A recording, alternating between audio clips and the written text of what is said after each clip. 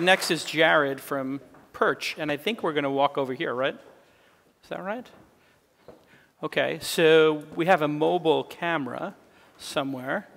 There it is. And then we have a founder. Where's Jared? There he is. Hey, Jared. So let's see if this works. The mobile camera. Nice to see you. Hi, Jason. Looking good. Thanks. All right. And there's a camera. And I guess let's see if we're up on the screen yet. AV guys, gals, up on the screen. Hey, there we are. There we are. All right. Okay. Perfect. Technology works. All right. So we're looking at something from Star Trek here. This is the Perch. Sure. What is it? Sure. Perch is a new interactive display and media platform for retail environments. And it's pretty simple. It's about interacting with products and interacting with media at the same time. OK, so there's a big box up there. Yep. You can, I'm pointing to the big one. There's a big box up there. We have a box up here. OK. So now, what does that do? That's scanning my eyes. It's got my retina. Not my social security number. You're matching that to a Google database. It has most of your chromosome, but not all of them. No. Now, so all the technology is actually located up there. This is actually just a regular table. This happens to be plywood with a white laminate on top. So it's designed to work on any kind of retail surface. And OK, but wait a second. When I'm hitting the plywood, stuff's moving. So this is not a touchscreen display. No, it's not. Even though it looks crisp like a touchscreen display. It is, yes. It's a projector. Yep. And it's wood. Yep. But it's interacting. How? Sure enough. So we have a projector inside and a 3D sensor, and we're tracking where your hands are at all times and where the products are at all times. So a simple example here, this is a display that we put together for Quirky. Ben Kaufman and Jason Port, who are founders of, sorry, I should say, Ben, who's the founder of Quirky, is one of our investors. And so this is one of their products, actually. It's a really great product. Does anyone know what this product is for before I pick it up? It's called the Pluck. It's called the Pluck. That's a hint. So this is a good example of a product you may not know a lot about, but you're going to pick it up. And when you pick it up, you get this bit of video. Now, this is just sort of a starting point. So we can show video. We can show product specs, really any kind of information that the brand or retailer wants to display. And then I can touch, the idea button to learn about the idea behind it, the inventor. This type of information is really relevant to Quirky because they're all about the inventor behind it. But we'll show some other examples. And I can watch a demo video like you did before. Yep. So just by picking it up, yep.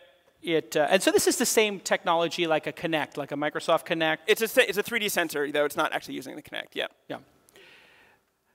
Yep, pretty simple. And everything we do is multi-user because that's just how the retail space is. So if I'm over here picking this up and you're over there touching that, it's so we can both go to town. Yep. No problem. We just pick everything up. Exactly. And you get everything.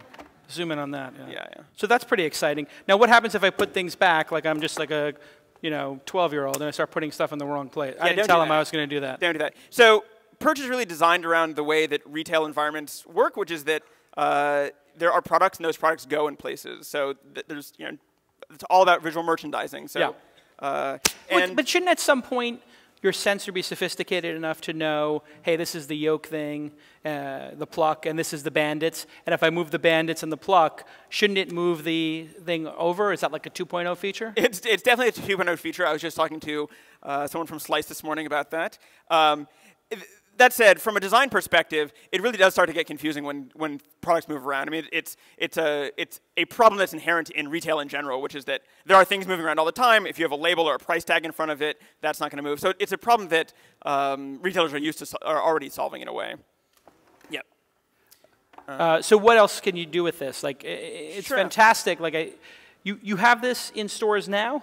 Yep. So we are working with Kate Spade. We've worked with Nordstrom. We've done projects for Cole Haan, for Kiehl's. Over the last year, we've done a lot of pop-ups in individual sort of campaigns, and now we're moving towards more sort of full-time installation. OK, so now your lovely assistant can come in. Sure, Kate's going to help. Kate's going to come in and swap stuff out. Sure enough. What has the result of this been? What's the longest you've had one of these in a store? And what's the result? Yeah, I think the longest we've had in a store is 6 months. I mean, the company's about 2 years old at this point. And we've seen some uplift in sales. It's been, to be honest, it's been hard for us to get sales data with our initial clients because all the times larger corporations don't want to give a young startup all their sales data. That said, we have analytics behind it, so we can tell exactly how often some product is getting picked up, when everyone's touching it, and that data is very positive. The funny thing is, though, is that no one knows exactly for sure what to compare that to because they've never had that data before. So, and by the way, if you had density in your store, which you'll see later today, you would actually know the percentage of people in the store, and then you could actually know what percentage actually came to the thing. Now, what about knowing, so when a person comes up, how many interactions did you have? And how long did they stay? Well, did you have any data? Yeah, we have all that data. I mean, it really varies. We'll share some of it. Oh, sure. That's what I'm getting at. Okay, sure enough. So, in an environment like a shoe store, when we're working with Nordstrom, that's going to be a little bit longer because people tend to look at all the shoes on the table, and they're going to think about it a lot longer. Versus like when we did a project that has a couple fragrances, the timing tend to be shorter. I don't remember the exact durations. Now, interestingly, is it Kate or Katie? Kate. Kate, you were able to change this in just a minute. So 30 seconds or so. Sure. So these displays could change based on who wins the World Cup tonight. By the way, we're going to have the World Cup on at the party tonight at Pivotal Labs around the corner. Sure. But you could change this based on real-time information. Is this connected to the interwebs? Yeah. So we have something called the Perch Cloud, which does media distribution. So overnight, if you have 100 stores, you can update all the stores all at once from a central location, and all the analytics gets pushed back to the cloud as well. So it can all be managed from one place. So we could have here Tim Duncan, Ginobili, Tony Parker, and LeBron crying, all on the same display. Yes. Watching LeBron cry. Yes. Everything. All of that could be updated pretty much in real time. Yeah. And you could do like all 1,000 Nike stores or whatever, just overnight, boom. Yep. Have that ready to push the button, either the Spurs or LeBron one. Absolutely. Boom. Yes. All right, what happens here? You reached the limit of my sports knowledge, but yeah. All you need to know is LeBron lost. Okay. So this is a simple example for shoes. So when you pick up the shoe, you get a video. You can check out tech specs, product details. We could dive deeper into that. We could actually, say I want a shoe in this size. Even looking at user reviews, which is something you don't normally see, in a brick and mortar environment. Now, swiping you haven't programmed yet. We have, but not for this demo. Oh, okay. Yeah. I was about to say, because all children now believe that everything is swipeable. Everything is swipeable. My daughter went up to this Samsung television and started swiping when she was 2 years old, and I said, "Oh, sweetie, it's not there yet." It doesn't work that way. Not yet. No, close. We do have that. This one's sort of fun because every shoe has its own soundtrack. I don't know if you can hear that, but yeah, it does. When you pick up one shoe and then pick up another, oh, you're remixing. It's mixing it, yeah. And then if you move the shoe back and forth, you can. Almost, yeah. All right, let's do another switch. Okay, sure enough. Thank you, Kate. And what does this cost? You're a startup. Yeah, sure. This thing looks like, I'm going to guess, putting a motion sensor, you got like a computer up there, obviously. Sure enough, yeah. What is it, like an Arduino, or is it like a full-on computer? No, it's a real computer, yeah. It's a real computer. Yeah. And you had to fabricate this whole thing. No disrespect to Arduino. Yeah, no disrespect. And you had to buy a piece of plywood, of course, so that's a piece huge. of plywood, yeah. So this cost you probably $1,500 to make, $2,000 to make. Yeah, around there. And then you sell this for 10 grand or something to stores? So we've been selling it, but we're moving to a leasing model. And much when better. We've been selling it, it's been $7,500 per unit, and we're leasing it $500 a month. Okay, so it's pretty affordable. If you got 1 or 2 more sales a day using this, it would easily pay for itself. Yeah, absolutely. And does it bring more people into the store, or have people thought about like new store types to do this? For example, pop-up stores is a big thing. Sure. Like I could see a pop-up store in Soho or something where a bunch of online brands like Everlane and whatever, people who don't have stores could just throw their stuff up here and not even have to have humans. Yeah, it's true. Yeah. I mean, our goal isn't really to replace salespeople, though. Sure it is. I mean, in certain environments where the salespeople aren't as knowledgeable as they could be, it certainly helps. I mean, this is going to cut down the number of salespeople in half. It might. I mean, it's not politically correct to say. I mean, perhaps you're being very generous, but the truth is, I mean, the salespeople add very little value in most cases. They don't want to be there. Right. Well, ideally, you use the salespeople when in the exact right situation. So for a shoe example, you pick up the shoe. Rather than have the salesperson walk over right then, the person can just say, I want this shoe in this size. The person brings it to them. Or, and this feature isn't developed yet, but very soon you'll be able to pay for things at the table. At that point, the salesperson can come deliver it to you. You take the product. That solves a security problem. It also allows them to have this sort of nice human-to-human interaction before you leave the store. So maybe you have half the number of, or a third of the number of sales reps, but maybe they're compensated twice as much, and they're not, a bunch of kids who are working on the weekends or something. Sure. Yeah. Absolutely. And you do see a time where, why can't you have all this? You have this screen up here. Why can't I just hold my credit card out and you read it? Version 1.5. Are you really going to do that? Yeah, I mean, I don't know. It's an obvious thing to do. If you put your card here, you should easily be able to read it both sides, confirm here, signature, take a picture of the person, and then they walk out with the bag. Yep, absolutely. Yeah, I mean, the issue that we're facing, and I'd love to get any advice on this, there's so many competing payment systems right now that we're trying to figure out, whether to go with a mobile wallet, whether to do a credit card, and it may be, all of the above. Oh, and so does this one, this one does have the swiping. Yeah, we have swiping here. All right, so these tables are going to get filthy. I mean, people are going to be coming up here, and you have to repaint them, right? I mean, we generally recommend services like laminates or Corian that clean up pretty easily. This is really a delightful product. You want to try this? Oh, I tried it before. You've tried it before? You want to try it? Who hasn't tried it? Somebody who hasn't tried it, come up. Here, this is a You fun look one like a over big here. fan of Kate Spade. Which bag do you find most appealing? Try it. Just try it. Pick up this shoe over here. This is a fun one. So you pick this up, and it says dig for treasure. Come on, dig. There you go. You can do it. Ah. Yeah, Keep digging and you'll get it. Yeah, there you go. Those look great on you. So, very good. What did you think? That's great. Yeah, it's interesting, right? So, the biggest installation so far of this has been how many units? Kate Spade has 10 units, 8 in the US and 2 in London. And we're about to do a similar, or maybe even double the size, with a large shoe company. So. Oh, I like that. A large shoe company. Large shoe company. That's all I can say right now. Right. And we had, what were those, champions over there? So, Yeah. Now, this is not the typical, I mean, actually, what percentage of stores have this type of table? What is this, like, this is the thing at the end of the aisle? Sure, the end cap. An end cap, right? Yeah, so this can work well as an end cap display, which is at the end of the aisle, which is traditionally where like storytelling, where marketing campaigns get focused. It can also work as an island. We also have a new form factor that's basically built for like to fit in the aisle itself, or even on like a countertop of a cosmetics display. So we're taking this core technology and applying it in several different form factors. So shelves. Yep, shelves, yeah. Is what's going to come next. So yep.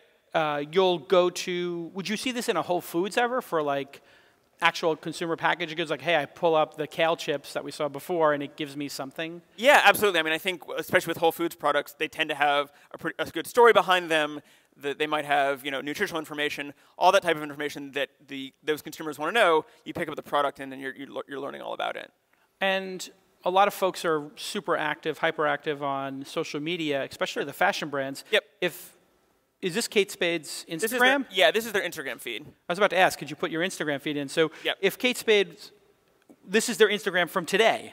It's their moderated Instagram feed. So there's an Instagram feed, then it goes through mass relevance, which is a service for making sure that people don't post things that shouldn't be on there. Oh, I gotcha. It's live off of that. We can do a live Instagram feed, but obviously they won't. And you put a hashtag here, so yep. If I was in the store, I could actually put myself on the display here. Yes, yeah, absolutely. Oh boy, that's going to, all kinds of fun things are going to occur. You might have to travel to Rio to do that, but you can. So as an entrepreneur, you chose to go into this space. Why? I mean, this seems extremely hard and challenging. Yeah. I mean, you're masochist, or you're like, I mean, like people say, like retail is, right, sure, getting smaller, and yep. This technology is physical and hard. Uh-huh. I mean, what's it been like? I mean, do investors want to invest in your company, or are they just like, oh, retail, physical product, oh? Yeah, there's definitely been investors who are averse to hardware, and people who are averse to retail as well. That said, when you consider, I mean, most people think about the dollars flowing, out of my pocket to the retailer to the brand. That said, there's an enormous amount of money flowing from brands back to retailers through co-op advertising, through all these different mechanisms, just to promote themselves in store. And they're really the drivers. And when you look at still 92, 93% of all commerce is through retail environments. And that in a lot of department stores, 5 to 15% of top-line revenue has to go to co-op advertising. It's an enormous. It's basically this sort of this river of money that's being directed towards like weekly circulars, sort of old school advertising, when the brands would love to have a much more sort of rich interaction with their customers. Education comes to mind when I see this product, and this Sure product could go to any vertical. Yep.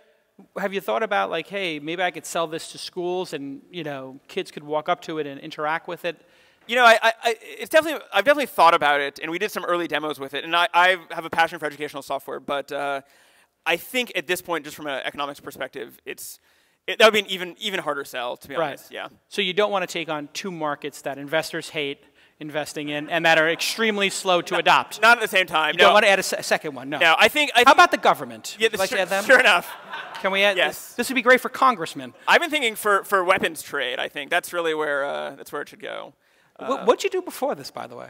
Sure. I mean, my background's in computer science and design. I was at the MIT Media Lab, and then basically for the last 2 years. You're a Media Lab guy. That makes a lot of sense, right? Like, yeah. So I mean, they basically train you in the Media Lab to try to think of new formats, correct? Yep. It's all about new media channels. Yeah, exactly. Who was that? Negroponte when you were there, or was it? Negroponte was there, and I was worked with John Maida. Got it. Yeah. How much have you raised for the company? Who are the investors? Sure. We're in the midst of a seed round right now. Oh, really? Yes. Do tell. So we're raising 1.2. As I mentioned before. Where does that get you? Does that take you out a year? 18 months. So we have, our run rate right now is $60K a month. So we're assuming that continues. You're making $60K a month. Yes. Yeah. So that's $500 a machine, or you had some big sales, or because that'd be a lot of machines. That's 120 machines in market. Yeah. So right now, about 70% of our revenue is services, and about 30% is the hardware of the platform. But our long-term goal, and this will happen pretty soon, is that's going to flip. In fact, it's going to be more maybe like 15 to 20% services and the rest of the platform. That said, the line between services and platform is going to start to blur once we develop online management tools that allow you to update this yourself remotely. So it all kind of becomes the platform and the service at the same time. So you see the services maybe getting pushed out to the actual either ad agency or the creative group at Nike or whoever? Potentially. So, I mean, we have everything from a template where literally in a day a graphic designer could just drop in graphics and have a whole new display based upon a set of templates, to a display like this, which naturally is going to be a lot more customized. So it tends to be that the clients we're working with now want something that's quite a bit more bespoke, is a little bit more expensive, but we are developing tools, and we already have a lot of tools to do something that's, if you want to turn around in a day or two. What's the big objection when you go into a client? Yep. What's the most often reason they say no? Gosh, that's a good question. Or the reasons? Yeah, absolutely. I'm sure it's more than one. I think it tends to be operational, and it's not so much no. It's like the way that retail works is there's events that happen. We're doing a new store, we're updating it 6 times a year, and it's about catching people at the right time. So it tends to be that people say, we're redoing these 5 stores in 2 months. Give us a call back then. So it's a not right now, not a no. Yeah. I mean, that's a good sign. Yeah. No, the response thus far has been very positive. Who are your top 3 dream clients in order? That's a good question. Nike, I think, is one of them. We've been chasing for a while, though there's other competitors to Nike that we'd be happy to work with as well. I think, it's funny, when we started the business, I really thought it was going to be fashion accessories and consumer electronics. And I guess just being in New York, we're surrounded by fashion companies. We've done a lot of fashion, a lot of beauty, a lot of fragrance. Beautiful people. Products. We haven't done that many, consumer electronics products. I would love to, take over the camera display at Best Buy, which is probably it's not the best shopping experience. And no, Best Buy is a disaster. Because I didn't say it, but yes, yeah. It's a complete disaster because the products are moving so quickly that somebody who's working there, I'm going to seem like I'm beating up on the poor retail people, but the people there cannot keep up with the amount of change going on. And the advice they give you is horrific. Or when there's 4 cameras on the table, and I'm a camera person, even I don't know what all the details are between them. Right. And when you think of the amount of revenue generated just from that 15 feet of display at Best Buy, not inexpensive products, and yet when you look at the display, and same thing with cell phones, for some reason the standardized format for cell phones and cameras is literally a 4x5-inch postcard like with black and white type on it? Why when you have these media-rich products? But it hasn't changed since we put like wingtips up there or something, right? It's like, exactly. So we think that we can do a lot in that industry to make it, the brands will be a lot happier with because they already have all the media, and from a consumer experience, it will make it a much better experience for them. Okay, so we got Nike #1, Best Buy #2. Best Buy #2, or really the brands who sell through Best Buy, Panasonic or Samsung. Oh, right, because you could get them and then just put it into the store. Yeah, it's really the brands who are funding it through the retailer. And then we are very much working with several cosmetics companies. We're sort of waiting for one of them to make the leap. But we've done projects with L'Oreal, we've done projects with Estée Lauder, small projects. I think that in the beauty space, there's so much that's not said about products and so much product information. So like take skincare, for example. You have 15 products. How do you know what's right for you? There may be 3 products of 15. It becomes like this combinatorial problem when with just a simple survey, you can actually start recommending products or walk someone through like a makeup demo. So what about doing teleconferencing with something like this? So let's say I really had something very unique, like a wedding or something, and Sure. I actually could do a teleconference. You put a panel here, and I'm talking to Vera Wang or something. Yes. I'm in Idaho, but I'm talking to a famous designer or somebody who works at a famous designer in the New York office, and they're showing me options. Yep. On a screen. Is that something you've had requested? I mean, it's obviously technically would be a layup, wouldn't it? Yeah, I think we have had requests like that, certainly in like the architectural space where people are showing like architectural models. That said, it's not the most scalable market in that it's same thing with trade shows. We get a lot of requests to do trade shows, and it's an enormous industry, but it's billions of dollars in $1,000 increments. It tends to be one-off displays, and it's a lot of legwork. You would need to have them actually build it and rent the unit for $10K.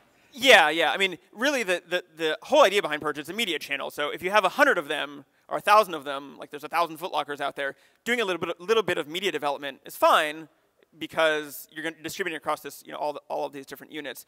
If you're doing that same media development just for one event, it's not as scalable. Is there a type of consumer that you've identified who would like to use this kind of display, a Perch display, over talking to people, i.e., like, is an introvert or a power consumer, would they prefer this unit? Because sometimes talking to people can be annoying. No, absolutely, and it tends to be that the younger consumers, and by younger I mean it's not just sort of millennials, but my age or younger, don't like the sort of high service environments. They like the high service environments when they have a very specific question, but more often than not, people prefer to go on their own, learn on their own, and then only when they need it, they then look for a salesperson. So I think it's working for those sorts of consumers, yeah. So this is more for this Gen millennial, or just people who don't like to make eye contact with other people? Pretty much, which according to my wife, I guess would be myself, so. It's yeah. But I mean, listen, introverts are like a big part of the market. Okay, questions from the audience. The audience must have a question or two. Let's pull up a question. Or did the audience have a question or not? Or you could stand up and say one. No questions from the audience. Wow, I'm just doing such a spectacular job. Okay, wait, there's a question back here first. Go ahead, yell it out. Sure. Maybe we could run a microphone. Do we have a microphone we can run? It's okay. Just what do you see as the big advantage of this versus putting a big touchscreen? No, absolutely. It's a good question. Yeah, so there's been technology in store for a long time. The issue is that shopping is about shopping. When people go into a store, there are very few people, maybe other than me, when they go into a store think, I want to touch all the touchscreens. That's what I'm there to do. People are there to shop. And shopping involves touching and picking up products. And it's taking what would otherwise be two very, very separate experiences and turning them into a singular experience. So even if I don't care about media, even if I'm not the type of person who touches touchscreens, I'm going to go and I'm going to pick this up because I'm interested in it. Already, before I've even picked it up, I'm absorbing this information, and then there's information on top of that. So it's about merging those two experiences into one coherent experience so that people actually see the media as opposed to it being buried behind the screen. I mean, it's a great answer. Like, when you use those touchscreens, it's like you're giving up the physicality of playing with the product, and here it's complementing it. You had a question, sir. Yeah, just when it's a Perch branded device right now, so it's both for even markets, would it be a certain form factors? Is there a brand? Yeah, absolutely. It doesn't have to have the Perch logo in there. At Kate Spade, there's a lampshade around the top of it. It mounts to the ceiling. And this specific form with the stand behind it is just what we use for events like this. There's 15 different ways that this can be configured and built into the environment and branded. You could put shelving here. You could put your posters on it, whatever, what have you. I think this would work great in, I'm trying to think about things that are information dense. Yep. And certainly makeup is one of those, right? Like, who's this for? How do I apply it, right? Like, that's why tutorials on YouTube are so big for makeup. But wine is also huge, right? Like, wouldn't this be amazing in a wine store if you like picked up the bottle and it showed you what food pairings went with it? Or yeah, it's funny because my company prior to this, which is a more bespoke interactive design company, did a lot of interactive wine bars and that sort of thing. And there is an enormous amount of information, and it's fun to search through wine. You can say, I'm looking for a wine from this country or from, with this grape, and what it tastes like, what it pairs with. So yeah, it's a fun space to work in. Why isn't there also a panel here? Yep. So when I pick this up, yeah, sure, things are going on down here, but something could be going on here as well. Yep. That is also sort of version 1.5. Okay. One of the major requests has been for vertical display, and that's in the works. Got it. Let's take a question. Who has the microphone? Let's take it there, and then we'll take a final question here. So you guys actually have questions. You just have no interest in doing it on Twitter. We're shy. That's fine. So who? Okay, wait. We have one here. I have the microphone. He has the microphone, and then we'll bring it to you next. Don't worry. Good. Who are your closest competitors? Competitors, great question. Yeah, it's a good question. There's the display space. So there's the digital signage companies like the JC2Co's of the world or the Scalas. But that tends to be more just like it's like broadcasting a billboard. That's the way that they use the media, or advertising networks that are in stores. So they're not directly connected to the physical product. There's the analytics companies that are in retail now, the Prism Skylabs of the world, the Nomis, that are tracking people throughout the store, but they're not doing analytics at the product level. And then there's the traditional display companies. In fact, interestingly, those are the biggest companies. You probably don't know their names, but the companies that make the physical fixtures that go in every retail store. And the fact that every store tends to refresh every 7 years, it's actually an enormous industry just generating physical displays. Right. So, but non-interactive physical displays is typically the case. Yeah. As far as we know, there's no one doing what we're doing, which is interacting with physical products, displaying digital media, and tracking it with analytics. How do you compare to just people building shelving and stuff like that? Because I'm sure they're charging a decent amount to outfit these stores. Yeah, I mean, the budgets for a physical shelving versus a digital display is not really comparable, but what we're doing is definitely comparable to like a large touchscreen. Yeah, but what about when people make like specific displays, the end caps, that are a little bit more intricate? They still cost hundreds, thousands of dollars? I mean, it really depends on the scale. If there's no technology in it at all, it's maybe $2,000 versus like a large touchscreen is going to be $5,000 to $6,000 by the time you get it in store. So we're a little more expensive than a big touchscreen, but I think the experience is pretty different. And we have a question here. I see all the content push and the interactivity. It's awesome. Would take it one step further. Can I actually conduct ordering, transaction processing, all the real commercial aspects of it? Could I literally buy the bag standing there? 1.7. That's okay. Yeah, we're definitely working on it, and as I mentioned before, there's so many emerging payment systems, and on top of that, a lot of it involves connecting to the retailer's POS. So none of it's difficult to integrate, and we think of Perch as a platform, so we're happy to integrate any of those. It's going to be more based on request. Like, why doesn't it just have like, hey, here's your just place your credit card here? Yeah.